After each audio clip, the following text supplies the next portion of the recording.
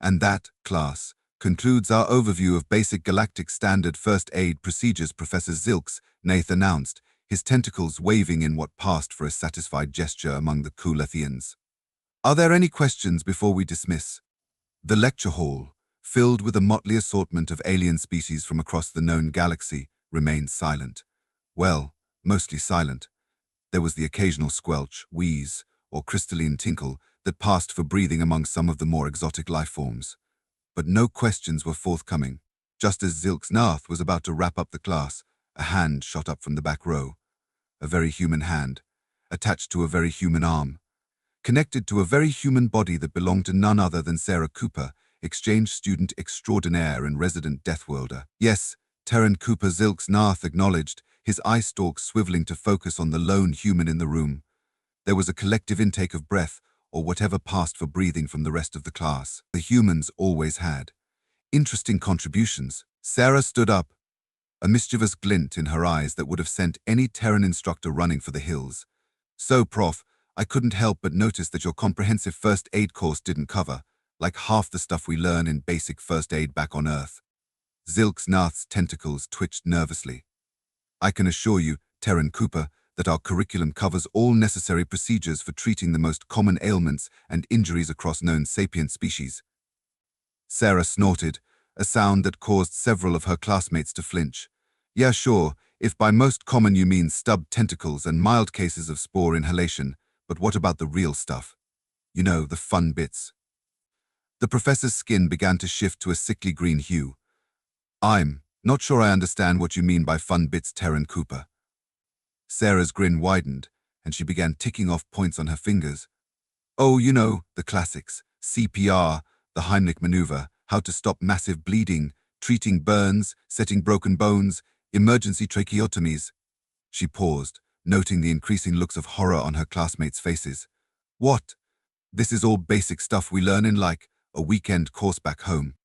One of her classmates, a gelatinous blob named Blorp Sarah, wasn't sure if that was its actual name or just what everyone called it, began to quiver violently. You learn to cut open breathing apparatus as a basic skill. It burbled in disbelief. Sarah shrugged. Well, yeah, I mean, sometimes you gotta improvise when someone can't breathe. Pen, knife, whatever's handy. Quick incision, pop in a tube, boom. Airways clear. The class erupted into a cacophony of terrified noises. Zilks Nath frantically waved his tentacles, trying to restore order.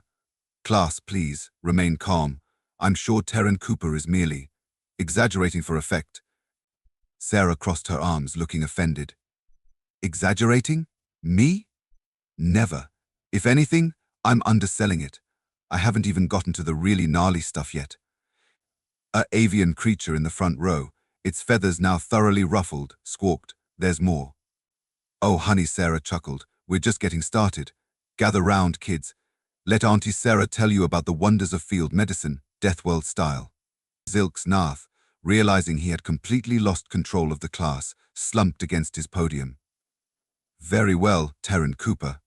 Perhaps you'd like to enlighten us on your species' approach to first aid. Sarah beamed, bounding down the steps to the front of the lecture hall.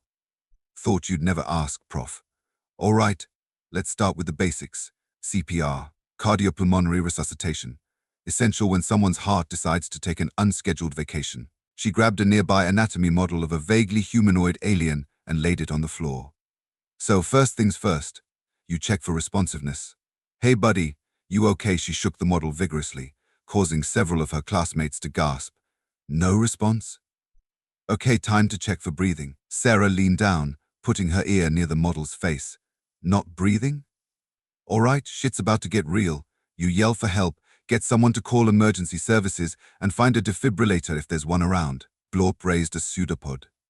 DeFi. Defibrillator, Sarah repeated cheerfully. Wonderful little device. Shocks the heart back into rhythm. But we'll get to that.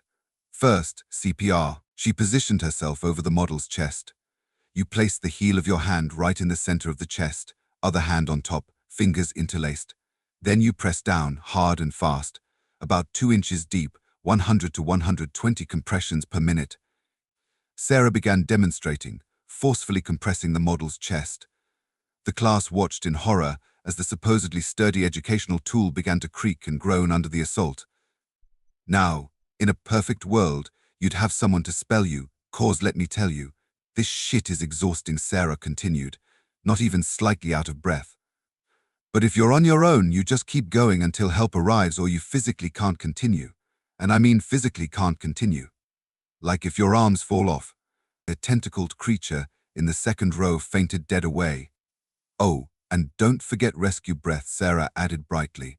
Every 30 compressions, you tilt the head back, pinch the nose shut, and breathe into their mouth. 2 breaths, nice and deep. She demonstrated on the model, which let out a wheezing sound that was definitely not part of its original design specifications. Now, I know what you're thinking, Sarah said, straightening up and wiping her brow. Sarah isn't that kind of. Intimate, well sure, but it's better than letting them die, right? Besides, it's not like you're using tongue or anything. The room had gone deathly silent, save for the sound of Blorp quietly sloshing back and forth in what might have been a soothing motion. Moving on, Sarah clapped her hands together. Let's talk about the Heimlich maneuver. Essential for when someone's choking. You know, food stuck in the windpipe, can't breathe, turning blue. Good times. She grabbed the nearest student, a spindly insectoid creature, and pulled it to the front of the class. Now, I know you don't all have the same anatomy, but the principle is the same. You get behind them, wrap your arms around their midsection, make a fist with one hand, cover it with the other, and then pull sharply inward and upward. Sarah mimed the motion, careful not to actually perform it on the terrified student. You do this until the object is expelled or the person loses consciousness. If they pass out, you move on to CPR, circle of life, folks. The insectoid student scuttled back to its seat as fast as its multiple legs could carry it. Now, let's talk about bleeding, Sarah continued, her eyes gleaming with enthusiasm. Rule number 1, put pressure on it. Big cut, slap your hand on it and press like your life depends on it. Because you know, it might. She grabbed a piece of cloth from a nearby desk and began demonstrating on her own arm. If you've got something clean, use that. If not, use whatever's available. T-shirt, sock, random piece of alien flora. In a pinch, you can even use the victim's own severed limb to apply pressure to their wound. Waste not, want not. A collective groan rose from the class. Oh, don't be such babies, Sarah chided. I haven't even gotten to the tourniquet part yet. Now that's where the real fun begins. You see, sometimes pressure just isn't enough. That's when you need to cut off blood flow to the entire limb. She began fashioning a makeshift tourniquet from the cloth and a nearby writing implement. You place it above the wound, tighten it until the bleeding stops, and then tighten it a bit more for good measure. And whatever you do, don't loosen it. That's a one-way ticket to Bleed Out City, population U. Zilks Nath, who had been watching this display with a mixture of fascination and horror, finally found his voice. Terran Cooper, surely this level of aggressive intervention is not standard practice. Sarah laughed, a sound that sent shivers down the spines or equivalent structures of her classmates. Standard practice? Oh, Prof, this is just the tip of the iceberg. We haven't even touched on burn treatment, fracture management, or how to deal with impalement. The room erupted into chaos once more, with several students making a break for the exits. Hey, where are you all going? Sarah called out. We're just getting to the good part. Who wants to learn how to perform an emergency cricothyroidotomy with a ballpoint pen? As the last of her classmates fled the room, Sarah turned to Professor Zilks Nath, who was now a pallid shade of grey. Tough crowd, she shrugged. Maybe we should start with something simpler next time. Like how to treat radiation poisoning or survive in sub-zero temperatures with nothing but a pack of gum and your own urine. Zilks Nath's eye stalks drooped. Terran Cooper, I believe we may need to re-evaluate your placement in this course. Sarah grinned. Oh, come on, Prof. Don't tell me you're not at least a little curious about the urine thing. The professor's only response was a low, keening sound as he slowly slid to the floor. Sarah sighed, looking around the now empty classroom.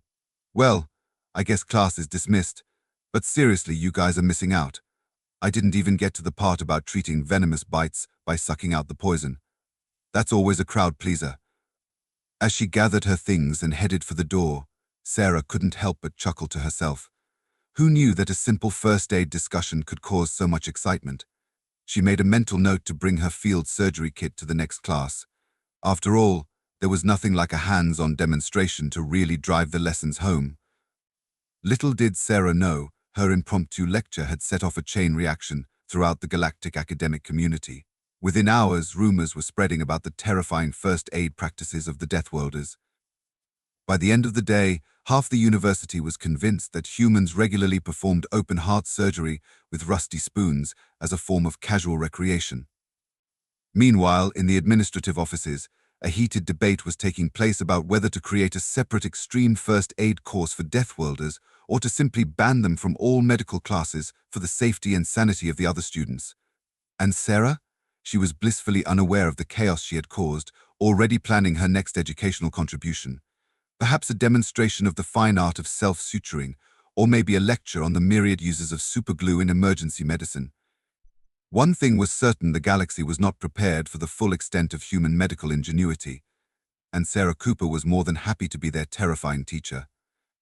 The next day, as Sarah strolled into the cafeteria for lunch, she couldn't help but notice the way her fellow students gave her a wide berth. Even the normally gregarious Blorp seemed to be trying to make itself as small and inconspicuous as possible, no easy feat for a being that was essentially a sentient pudding. "Hey guys," Sarah called out cheerfully, waving a protein bar she'd brought from Earth. "Anyone want to learn about the nutritional requirements of humans? I've got some great stories about the time our colony ship got stranded and we had to resort to cannibalism." The resulting exodus from the cafeteria was so rapid that it left scorch marks on the floor. Sarah shrugged, settling down at a now empty table. "Their loss," she muttered, unwrapping her protein bar. "I didn't even get to the part about how we used the bones to make tools. Now that's what I call resource management." As she munched on her lunch, Sarah's mind wandered to her next class, Xenobiology 101. A slow grin spread across her face. Oh, the possibilities. Little did the rest of the university know, but Sarah Cooper's reign of terror educational crusade was just beginning. The galaxy would never be the same. Professor Zilks Narth sat in the faculty lounge, his tentacles wrapped around a steaming mug of Centaurian nerve-calming tea. His fellow instructors gathered around him, a mix of concern and morbid curiosity on their various alien faces. "Is it true, Professor Glix, a silicon-based lifeform, asked in a hushed tone, did the human really demonstrate their barbaric first aid techniques on live subjects?" Zilks Narth shuddered, nearly spilling his tea. Not live subjects, thankfully, but the way she described it. By the cosmic egg, it was as if she was recounting a pleasant picnic rather than procedures that would make a hardened mercenary blanch. "Surely it can't be that bad," chirped Professor Tweeler, her feathers ruffling skeptically. "Perhaps it was just a cultural misunderstanding."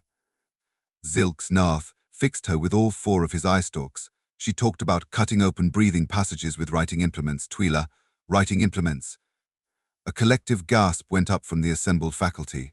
But why?" sputtered Professor Zorblax, his antennae twitching in distress. "Surely they have proper medical facilities on their homeworld." "Oh, they do," Zilks Narth nodded gravely. "But according to Terran Cooper, these are just the basics, the things they teach to children." The faculty lounge erupted into chaos, with professors talking over each other in a cacophony of disbelief and horror. "We can't allow this to continue. Think of the students. What if she tries to demonstrate on someone?" Zilks Narth raised his tentacles for silence. "Colleagues, please. We must approach this rationally. The human students are here as part of the Galactic Exchange program. We can't simply expel them because their medical practices terrify us." "Then what do you suggest?" Glix asked, his crystalline structure vibrating with anxiety. Zilks Narth sighed, his color shifting to a pensive blue. "I propose we create a separate curriculum for Deathworlders, one that accommodates their unique approach to healthcare without traumatizing the rest of the student body." The other professors murmured in agreement, relieved to have a solution that didn't involve directly confronting the terrifying humans. "I'll draft a proposal immediately," Zilks Narth declared, standing up with newfound determination. "In the meantime, I suggest we all brush up on our human physiology. Something tells me we're going to need it." As the faculty meeting adjourned, none of them noticed the small drone hovering in the corner of the room, its camera focused intently on their discussion. In her dorm room, Sarah Cooper leaned back in her chair, a wide grin spreading across her face as she watched the live feed. "Oh, this is going to be fun," she chuckled, cracking her knuckles. "Just wait until they hear about our quarantine procedures." The next week, a notice appeared on the university's holo boards. "Attention all Deathworld students. Due to recent events, a new course has been added to the curriculum, Extreme Xenomedicine 400 Deathworld Edition. All students from Class 12 planets or higher are required to enroll. First lecture, Improvised Medical Tools and You, when stationary becomes surgery protective gear, and liability waivers will be provided." Sarah read the notice with glee, already mentally preparing her lecture on the many medical uses of duct tape. The galaxy might not be ready for human first aid, but by the cosmic egg, she was going to make sure they learned. After all, knowledge is power, and in this case, it was also a source of endless entertainment for one mischievous human and a source of existential dread for an entire academic institution. The day of the first Extreme Xenomedicine 400 lecture arrived, and the anticipation on campus was palpable. Students from non-Deathworld planets huddled in groups, whispering conspiracies about the horrors that might unfold. Meanwhile, the handful of Deathworld students strutted about with an air of smug superiority, reveling in their newfound notoriety. Sarah Cooper, of course, was in her element. She'd spent the past week preparing for this moment, and by God or cosmic egg, or whatever passed for a deity around here, she was going to make it count. As she entered the lecture hall, she was greeted by a sight that nearly made her burst into laughter.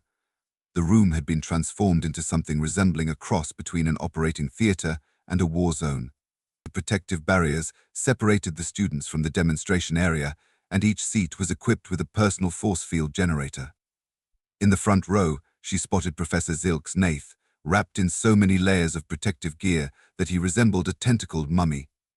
"Welcome, everyone, to Extreme Xenomedicine 400, Sarah announced, her voice booming through the room's speakers. "I hope you're all ready for a wild ride through the wonderful world of Deathworld first aid." A nervous titter ran through the audience.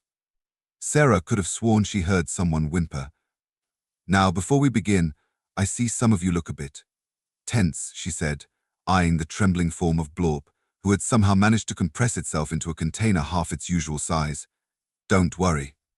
I promise, by the end of this lecture, you'll all be experts in handling life-threatening emergencies with nothing but your wits and whatever junk you can find in your pockets." Professor Zilks Nath raised a shaky tentacle. "Terran Cooper, perhaps we should start with something less intense? Maybe an overview of human physiology." Sarah waved dismissively. "Boring. We'll get to that later. Today we're diving straight into the good stuff. Who wants to learn how to perform emergency surgery with office supplies?"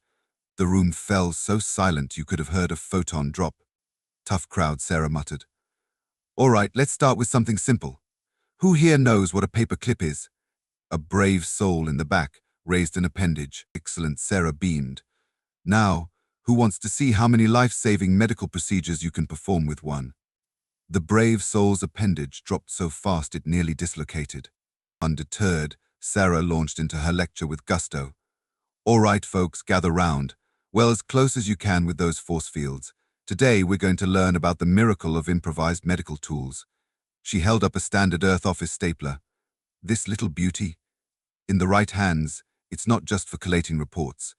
It's a wound closure device, a splint fastener, and in dire circumstances, a percussive therapy tool." A collective gasp rose from the audience.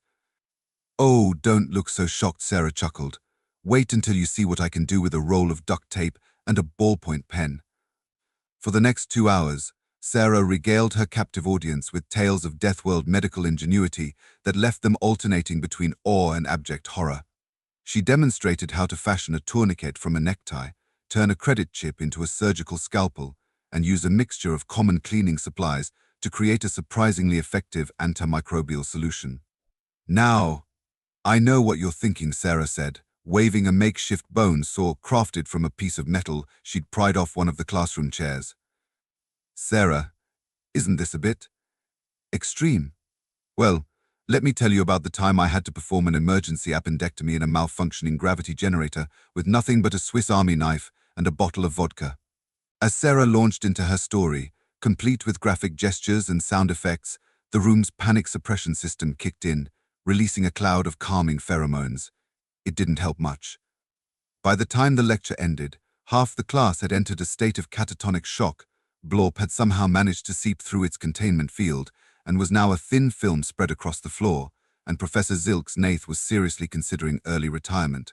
Sarah, on the other hand, was positively glowing. Well, that's all for today, folks. Next week we'll be covering survival cannibalism, ethical considerations, and proper butchering techniques. Don't forget to bring your signed liability waivers.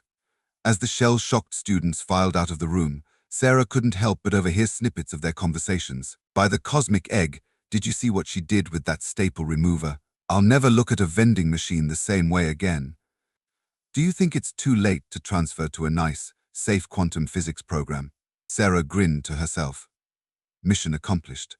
Not only had she thoroughly educated her classmates on the finer points of Deathworld emergency medicine, but she'd also ensured that none of them would ever underestimate a human again. After all, a little healthy fear could go a long way in intergalactic relations. As she packed up her improvised medical kit, now including several borrowed items from the classroom, Sarah's mind was already racing with ideas for the next lecture. Maybe a practical demonstration of treating plasma burns, or perhaps a workshop on surviving hostile alien wildlife encounters. The possibilities were endless, and Sarah Cooper, self-appointed ambassador of Deathworld medical practices, was just getting started. The galaxy might not be ready for the full extent of human ingenuity, but by God or cosmic egg, she was going to make sure they learned. After all, in the vast and dangerous expanse of space, you never knew when you might need to perform emergency surgery with nothing but a rusty spoon and sheer determination. And if there was one thing Sarah was determined to do, it was to ensure that every being in this university, nay, this entire galaxy, would be prepared for just such an occasion. As she left the lecture hall, whistling a jaunty tune, Sarah failed to notice the small group of Deathworlder students trailing behind her, eyes shining with admiration. To them, Sarah Cooper wasn't just a fellow student, she was a legend in the making, a beacon of Deathworld pride in a galaxy that too often underestimated their kind. Little did Sarah know, her impromptu lecture series was about to spark a revolution in intergalactic emergency medicine. But that, dear readers, is a story for another day. Meanwhile, in the depths of the university's administration building, an emergency meeting of the Board of Regents was underway. Gentle beings, the Chancellor, a gaseous entity contained within an ornate floating orb, addressed the assembled alien dignitaries. We face an unprecedented situation. The human exchange student Sarah Cooper has turned our medical program into a horror show, suggested one regent, a crystalline being whose facets were vibrating with agitation. Inspired a cult following among the Deathworlder students, offered another, this one a sentient fungal colony. The Chancellor's gaseous form swirled in what might have been a sigh. Both, I'm afraid. And more. Reports are coming in from all over the campus. Students fashioning weapons out of cafeteria utensils, impromptu first aid stations popping up in dormitories, and I've even heard rumors of an underground fight club in the quantum physics department. A collective murmur of disbelief rippled through the room. Chancellor, a multi-eyed, tentacled being, spoke up. Surely we can simply expel this harbinger of chaos. The fungal regent's spores pulsed in agitation and risked diplomatic incident with the humans. Need I remind you of the last time someone underestimated a Deathworlder? The room fell silent, each being lost in their own memories of the infamous noodle incident that had reshaped galactic politics a decade ago. No, the Chancellor's orb pulsed with resolve. We cannot expel her. But perhaps we can channel this energy, direct it in a more constructive manner. What do you propose? Asked the crystalline regent. The Chancellor's gaseous form coalesced into a rough approximation of a smile. We expand the program, create a whole new department, Deathworld Studies, and we put Sarah Cooper in charge of it. The room erupted into chaos, but the Chancellor pressed on. Think about it. We turn this potential disaster into an opportunity. We learn from the Deathworlders, adapt their survival skills, and in the process, create a generation of students prepared for anything the galaxy might throw at them. Slowly, reluctantly, the regents began to nod or pulse or vibrate in agreement. Very well, the Chancellor declared. Let Operation Embrace the Chaos commence. May the cosmic egg have mercy on us all. As the meeting adjourned, none of the regents noticed the small maintenance drone in the corner, its camera focused intently on their discussion. In her dorm room, Sarah Cooper leaned back in her chair, a wide grin spreading across her face as she watched the live feed. "Oh, this is going to be fun," she chuckled, cracking her knuckles. "Just wait until they see what I have planned for the advanced curriculum." The galaxy might not be ready for the full force of Deathworld ingenuity, but Sarah Cooper was more than ready to teach them, one terrifying lecture at a time. And so, dear readers, the saga of Sarah Cooper, the Deathworlder who turned a galactic university upside down, was just beginning. But that, as they say, is a story for another time.